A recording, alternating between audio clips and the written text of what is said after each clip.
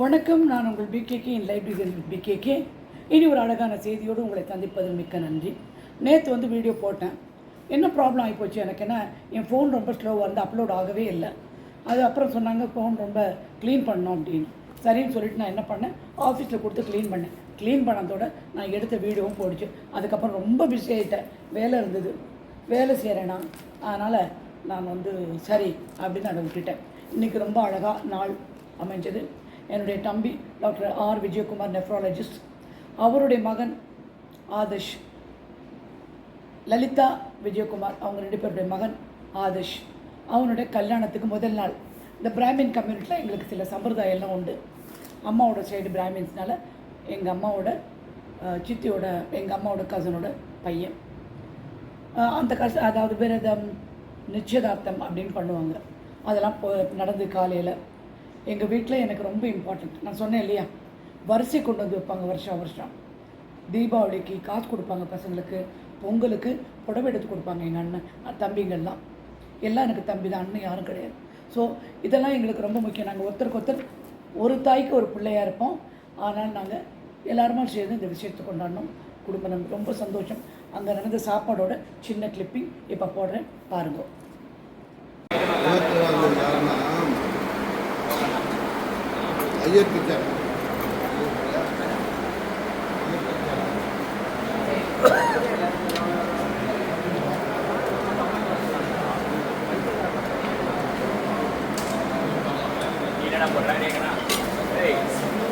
Say something. Enjoy பண்ணிட்டுருக்கேன்.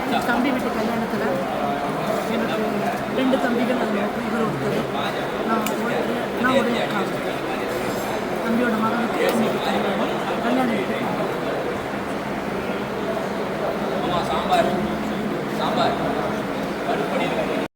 இன்றைய topic என்ன அப்படின்னா, நேற்று நான் முந்தா நாள் 5ஆம் பரிமாணம் அப்படின்னு சொல்லி போட்டிருந்தேன், 5th டைமென்ஷன்.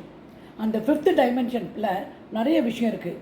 5th டைமென்ஷன் ஒன்றுமே கிடையாது, நீங்கள் தான் 5th டைமென்ஷன் ஆளுங்க. நீங்கள் பழைய நிலையிலேருந்து, சாதாரணமான ஒரு வாழ்க்கை நிலையிலேருந்து அடுத்த பிரபஞ்சம், ஆன்மீகம், மேனிஃபெஸ்டேஷன், அந்த மாதிரி விஷயத்துக்கு. அதை நிறைய பேர் பார்க்காமே விட்டுட்டீங்க. பார்த்தவங்க ரொம்ப பிடிச்சிது அப்படின்னு சொன்னாங்க. we belong to another level of life, another level of in our life we change. அதுதான் அதை பற்றி போட்டிருந்தேன். இன்றைக்கி வேற ஒரு டாபிக் எடுத்து பேசுவோம். என்னென்னா, இந்த வாழ்க்கையில் ரெண்டு விஷயந்தான் பண்ண முடியும். ஒன்று, நம்ம எனர்ஜி கொண்டு அந்த எனர்ஜியை வச்சு கவலைப்பட்டு கவலையை மேலும் வளர்த்துக்கலாம். இன்னொன்று, அந்த எனர்ஜியை வச்சு நல்ல புதுவிதமான ஆக்கப்பூர்வமான பாசிட்டிவான விஷயங்களை செய்யலாம். இன்றைக்கி நான் சொல்ல போகிற முக்கியமான டாபிக் என்ன அப்படின்னா, இதை பற்றி, பணத்தை பற்றி பணத்தை எப்படி பாதுகாக்கணும், பணம் வீட்டில் தங்க என்னெல்லாம் விஷயங்கள் பண்ணணும் அப்படின்னு சில விஷயங்கள் நான் நேற்று ஏதோ படித்தேன். அதில் அது உங்கள்கிட்ட சொல்லி பகிர்ந்துக்கணும் அப்படின்னு நான் விரும்புகிறேன். பணம் நம்ம கையில் வரும்போது கசக்கி சுருட்டி ஒரு பைக்குள்ளே போடக்கூடாது. அழகாக 500, 200, 100, 20, 10 இதான் டினாமினேஷன் மட்டும். அதை மாதிரி அடுக்கி என்னெல்லாம் இருக்கோ அதை அடுக்கி ஒரு சின்ன கிளிப்போ இல்லை ரப்பர் பேண்டோ போட்டு பர்ஸ்குள்ளே அழகாக வச்சுக்கணும். அது ஒன்று. சில்லறையை தனியாக வச்சுக்கணும். ஒவ்வொரு தரமும் பணம் நம்ம வரும்போது மிக்க நன்றி, என் வீட்டுக்கு நீ வந்ததுக்கு மனசால் கையெடுத்து கும்பிடுங்க. மிக்க நன்றி என்று செலவழிக்கும் போதும் ரொம்ப நன்றி, இவ்வளோ நாள் இருந்ததுக்கு, போயிட்டு திரும்பி வா அப்படின்னு சொல்லி அனுப்பிவிடணும். இது ரொம்ப முக்கியமான விஷயம். பீரோவையோ இன்னொரு இடத்தையும் பணம் வைக்கிற பர்சையும் துடைக்கக்கூடாது. கடைசி காசு வரைக்கும் எப்படி என்ன பண்ணோன்னா, ஒரு 500 ரூபா வரைக்கும், ரொம்ப முடியாத ஒரு 200 ரூபா வரைக்கும் அந்த பர்ஸை, அந்த காசு இல்லைன்னு நினச்சோம். அந்த 200 ரூபா இல்லாட்டி நீங்கள் என்ன பண்ணுவீங்க, 500 ரூபா இல்லாட்டி நீங்கள் என்ன பண்ணுவீங்க, அதை பண்ணிக்காது. இல்லைன்னு அந்த காசை துடைக்கும். பீரோவிலையாகட்டும் பர்ஸ்லையாகட்டும் காசை துடைக்காதீங்க, புரியுது? அதே மாதிரி கோல்டு ஜுவல்ஸ் எல்லாம் நிறைய பேர் ப்ரைஸ் பண்ணிக்கங்க.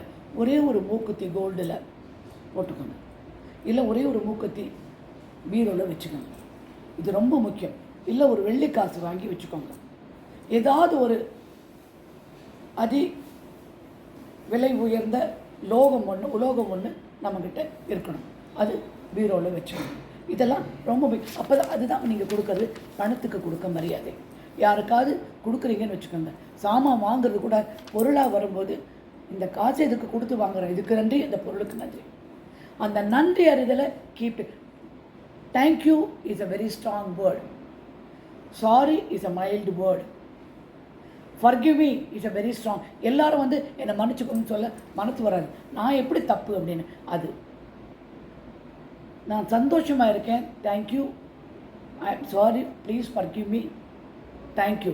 இதெல்லாம் வந்து இப்போ நான் போய் சேர்ந்தது. அதை நீங்கள் பணத்துக்கிட்ட எப்போவுமே தேங்க்யூ சொல்லுங்கள். தேவையில்லாமல் செலவழிச்சும் போது உங்களுக்கு தோணுச்சா, ஐ எம் சாரி இப்படி செலவு பண்ணிட்டேன், திரும்பி வந்துடும், please come back to me. காசு எடுத்து கொடுக்கும்போதும் நீ எனக்கு திரும்பி வா அப்படின்னு சொல்லி பணத்தை நீங்கள் வேணும். சில பொருள்களை வீட்டில் வச்சுருக்கிறத நீங்கள் அவாய்ட் பண்ணணும். அது என்னங்கிறது இப்போ சொல்கிறேன். நம்ம வீட்டில் நிறைய விஷயங்கள் வச்சுருப்போம். இதில் முக்கியமாக நம்ம புரிஞ்சுக்க வேண்டியது என்னென்னா, உலகத்தில் உள்ள அத்தனையும் ஆற்றல், எனர்ஜி. எப்போவுமே சொல்லிக்கிறேன், sofa energy, car energy, shoe energy, செருப்பு எனர்ஜி, ட்ரெஸ் எனர்ஜி, எல்லாமே ஒரு விதமான ஆற்றல். அந்த ஆற்றலை நாம் எப்படி போற்றி பாதுகாக்கிறோம், எப்படி வேண்டாத விஷயம். ஆற்றல் வந்து ஒரு கண்ணாடி டம்ளர் இருக்குதுன்னு வச்சுக்கோங்க, அது உடஞ்சி போச்சுன்னா உங்களுக்கு உபயோகம் வேண்டாம், தூக்கி எறியணும். அது மாதிரி தான் உடஞ்சி போன விஷயங்கள் எல்லாம், பிஞ்சு போன செருப்பு, தேஞ்சு போன தொடப்பம், பழைய டூத் ப்ரஷ்ஷு, இது எல்லாத்தையுமே கண்டிப்பாக தூக்கி, கிழிஞ்சு போன துணியை போடவே கூடாது. கந்தையானாலும் கசக்கி கட்டலாம், ஆனால் கிழிந்து கட்டக்கூடாது. புரிஞ்சுதான்? அதே மாதிரி சாப்பாடு நீங்கள் வீட்டில் வச்சுருக்கும்போது ஒரு நாள் பழையதை சாப்பிட்லாம், 2 நாள், ஆனால் அதுக்கு மேலே அதுக்கு 2வது நாள் நீங்கள் சாப்பிடக்கூடாது.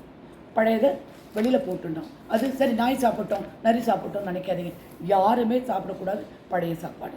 புரிஞ்சுதான்? அதனால் யாருக்கும் கொடுத்துடாதீங்க. புதிய சாப்பாடு இருந்தால் கொடுங்க. நாய்க்கு கூட நல்ல சாப்பாடு தான் கொடுக்கணும், நீங்கள் பழைய சாப்பாடு கொடுக்கக்கூடாது. இப்போ பசுமாட்டு கூட ஒரு நாள் சாதம் கொடுக்கலாம், ஆனால் 2-3 நாள் வச்சு ஒரு ஸ்மெல் வந்த அந்த சாப்பாடு கொடுங்க. தரையை தோண்டி மண்ணில் பதிச்சு விட்டுடுங்க, இல்லாட்டி ஃப்ளஷ் பண்ணி விட்டுடுங்க.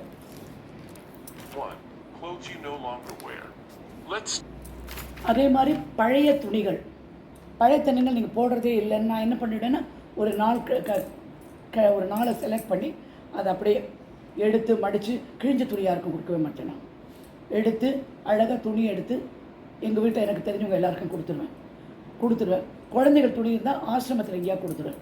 இங்கே வீட்டில் கொடுக்குறவங்கள்ட்ட எல்லாத்தையும் ஒரு 5 ரூபா காசு கூட, 2 ரூபா காசு கூடன்னு அப்படியே கொடுத்து காசை வாங்கி வேளாங்கண்ணி மாதம் உண்டியில் போட்டுருவேன். அதுதான் என்னுடைய ஹேபிட். பழைய துணி வச்சுக்கவே கூட. ஏன்னா பழைய துணியில் நிறைய நம்ம மனசில் தோணுன எனர்ஜி, கட்டப்பட்டது, கடந்த காலமெல்லாம் அந்த பழைய துணியில் இருந்துக்கிட்டே இருக்கும், தெரியுமா? அதனால் நீங்கள் வந்து அதை பழைய துணியை உபயோகிக்கிறத கண்டிப்பாக நிறுத்தியாகணும். ஒரு சர்டன் டைமுக்கு அப்புறம் அதை எடுத்து யூஸ் பண்ணாமல், பழைய துணினா யூஸ் பண்ணலாம், யூஸ் பண்ணாமல் தூக்கி மூட்டை கட்டி வைக்காதீங்க, அது எடுத்துடணும். சில துணிகள் நாம் போடும்போது நமக்கு சந்தோஷம், நிறைய நல்ல விஷயங்கள் நடக்கும்போது, அதுக்காக இன்றைக்கி வந்து இந்த கல்யாணத்துக்கு போனேன், ஒரு நல்ல புடவை கட்டிட்டு போனேன், அது நல்ல சொந்தக்காரங்களை பார்த்தேன், எல்லோரும் சிரித்தோம், பேசணும், அந்த விஷயங்கள்லாம் அதில் அந்த நம்ம உடம்புலேருந்து வெளியில் வருகிற அந்த அலைவரிசை அந்த துணி மேலே பட்டுடும், அதில் இருக்கும். அதுவே ஒரு துக்கத்துக்கு ஒரு துணியை போட்டுட்டு போனீங்கன்னு வச்சுக்கோங்க, அந்த துக்கமெல்லாம் அதில் இருக்கும். துக்கத்துக்கு போய்ட்டோம் துணி தூக்கி போட்டுருங்க நான் சொல்லலை, ஆனால் அந்த துணியை கண்டினியூஸாக நீங்கள் வைக்கும்போது என்ன ஆகிடும்னா, யூஸ் பண்ணாமல் வச்சிங்கன்னா அந்த எனர்ஜி அதிலேயே நின்றுட்டே இருக்கும். அது ஒரு பிளாக்கு, உங்கள் வீட்டுக்கு நல்லது நடக்காமல் அது பிளாக் பண்ணி விட்டுடும். புரிஞ்சுதா? அதனால் நீங்கள் அந்த பழைய துணியை போட்டு யூஸ் பண்ணாமல் இருக்கிற துணியை தர்மம் பண்ணிவிடுங்க, கொடுத்துருங்க. யார் கிழிஞ்ச துணியை தயவு செய்து யாருக்கும் கொடுக்காதீங்க. ஒரு சின்ன கிழிச்சில் இருந்தால் கூட துடைக்கிறதுக்கு யூஸ் பண்ணுங்கள், இல்லை தூக்கி போட்டுருங்க. Please don't give torn cloth to anybody. வாங்கும்போது அவங்க சந்தோஷமாக வாங்குறவங்கள பார்த்து கொடுங்க. வருத்தப்பட்டு என்ன பழைய துணி கொடுக்குறாள் அப்படின்னு யோசனை பண்ணுறவங்களா இருந்தால் தயவுசெய்து அவங்களுக்கு கொடுக்காதீங்க. இந்த துணியை அப்படி கொடுக்கும்போது கூட நீங்கள் சொல்ல வேண்டியது, இத்தனை நாள் என் மானத்தை காப்பாற்றினாய், எனக்கு பல சந்தோஷ தருணங்களை கொடுத்துருக்கிறேன், மிக்க நன்றி அப்படின்னு சொல்லி கொடுங்க. அப்படி அந்த பழசெல்லாம் கழியும் போது எம்டி ஸ்பேஸ் வந்துடும். எம்டி ஸ்பேஸ் வரும்போது அது புது எனர்ஜி, நிறைய மிரக்கல், நல்ல விஷயங்கள் எல்லாம் நடக்க உங்களுக்கு சந்தர்ப்பத்தை உண்டாக்கி தரும். அடுத்தது என்னென்னா, நமக்கு வந்து இந்த எஸ்பெஷலி பெண்களுக்கு நிறைய பழைய விஷயங்கள், இந்த உடைஞ்சு போன கைப்பிடி உடைஞ்ச பாத்திரங்கள், கொஞ்சம் விசில் அடிக்காத குக்கர், கொஞ்சம் பழைய ஸ்டவ் எல்லாத்தையும் தூக்கி ஒரு அட்டைப்பெட்டியில் போட்டு மேலே பரணையில் போட்டுருவாங்க. அதே மாதிரி உடைஞ்சு போன ஃபர்னிச்சர், கிழிஞ்சு போன டவல், பெட்ஷீட்டு இதெல்லாம் வந்து வீட்டில் இருக்கும். நீங்கள் அதை எல்லாமே கண்டிப்பாக வெளியில் தூர எரிஞ்சே ஆகணும். உங்களால் காசு பண்ண முடியுமானா அந்த பாத்திரங்களை போட்டு புதுசு வாங்கிக்கோங்க. இல்லை, கண்டிப்பாக அதை தூக்கி எறிஞ்சிருங்க. உங்களுக்கு இல்லை, அது அதனுடைய உபயோகம் உங்களுக்கு முடிந்து விட்டது. எதுக்கு அந்த நெகட்டிவ் எனர்ஜி உடைஞ்சு போய் உபயோகமற்ற ஒரு பொருளை வைக்கிறது? நெகட்டிவ் எனர்ஜி, தட் இஸ் எதிர்மறையான விஷயம். அது வீட்டில் இருக்கவே கூடாது. அதை நீங்கள் கண்டிப்பாக வெளியில் தூக்கி போட்டுடணும். உங்களுக்கு கிடையாது. பிளாஸ்டிக்கு, அலுமினியம், குப்பை தொட்டி, கோணி, கிழிஞ்ச பெட்ஷீட்டு, டவலு, உடைஞ்ச ஃபர்னிச்சர் ரிப்பேர் பண்ணி வைக்கலாம். ரிப்பேர் பண்ணி பாருங்கள், உடனடியாக செய்யணும். ரிப்பேர் பண்ணி அது வேறு மாதிரி மாற்றி. ஜப்பானில் ஒரு கலை இருக்குது. உடைஞ்சி போன பீங்காம் விஷயங்களை அவங்க சேர்த்து கோல்டுலே போட்டு ஒட்டி அது ஒரு கலை மாதிரி பண்ணிகிட்ருக்காங்க. அந்த அளவுக்கு நம்ம இந்தியாவில் நமக்கு வசதி கிடையாது, வேறு எங்கேயும் வசதி கிடையாது. நமக்கு மென்டாலிட்டியே வேறு மாதிரி, புரிஞ்சுதா? ஆனால் நம்ம செய்ய மாட்டோம். அதனால் உடைஞ்சி போன விஷயம் தூக்கி எறிந்து விடுங்கள், வச்சுக்காதீங்க. ஏன்னா அது வந்து உங்களுடைய ஃபினான்ஷியல் பிளாக். அதுதான். அதை உபயோகமற்ற பொருள் நீங்கள் வச்சுருந்தீங்கன்னா, அது உபயோகமற்ற பொருள் தான் சேருமே ஒழிய, அந்த இடத்த காலி பண்ணிங்கன்னா உபயோகமுள்ள பொருள் வரும். நீ புது குக்கர் வாங்குறேன்னா உங்கள்கிட்ட காசு இருக்குது, நீ புது ஸ்டவ் வாங்குறேன்னா உனக்கு காசு இருக்குது, புது சோஃபா செட் வாங்குறேன்னா உங்கள்கிட்ட காசு இருக்குது. அப்போது புதுசு ஆட்டோமேட்டிக்காக வரதுக்கு உனக்கு காசு வேணும். இதெல்லாம் போச்சுன்னா ஆட்டோமேட்டிக்காக உனக்கு காசு வரும். உன்னுடைய பிளாக்கெல்லாம் போய் உங்கள் கையில் வரவு நிறைய இருக்கும். அதை உபயோகமாக நீ செலவழிக்கலாம். அதே போல் நம்மை விட்டு பிறந்தவர்கள், இறந்தவர்கள், அவர்களோட துணிமணி, அவர்கள் உபயோகித்த செருப்பு, பொருட்கள் எல்லாத்தையுமே அது ஒரு எமோஷ்னலாக அட்டாச்மெண்ட் வச்சு நாம் வச்சுருப்போம். நிறைய பேர் வச்சுருக்காங்க. நானே கூட ரொம்ப நாள் எங்கள் அம்மா படம் கொடுக்காமல் வச்சுருந்தேன். இப்போ தான் சமீபமாக இந்த மேனிஃபெஸ்டேஷன், இந்த 5ஆம் பரிமாணத்தில் போன உடனே அதை நான் மாற்றிட்டேன். புரிஞ்சுதா? ஸோ இப்போ என்ன பண்ணலாம் அப்படின்னா, நாம் வந்து அந்த மாதிரி பொருட்களை எல்லாம் எடுத்து எரிஞ்சிடுங்க. ஏன்னா அதில் வந்து நிறைய அவங்களுடைய ஃபீலிங், அவங்களுடைய சாரோ சிக்காக இருந்து படுத்தாங்கன்னா அவங்களுடைய உடல் வலி, மனவலி எல்லாமே நமக்கு பிரதிபலிக்கும். அந்த பிரதிபலிக்கும் போது அது ஒரு பிளாக்கு. பாஸ்டில் we will be living in the past. நான் கடந்து போன காலத்தில் நாம் வாழ்ந்து கொண்டு இருப்போம். அதையும் நாம் இது பண்ணி விட்டுடணும், பிளாக் பண்ணி விட்டுடணும். ஓகே, அது அதனால் நீங்கள் என்ன பண்ணோன்னா, எடுத்து அறிஞ்சிட்டிங்கன்னா அது டோட்டலாக மெமரிஸில் இருக்கும். நம்ம மனசில், நம்ம இதயத்தில் அந்த இறந்து போனவங்க, நம்ம விட்டு பிரிந்தவர்களுடைய எல்லா விஷயம் நம்ம அன்பு நெஞ்சுக்குள்ளே இருக்கட்டும். வெளியில் வர வேண்டாம், வெளியில் பொருளாக தெரிய வேண்டாம். புரிஞ்சுதா? அதை நீங்கள் போட்டுடணும்.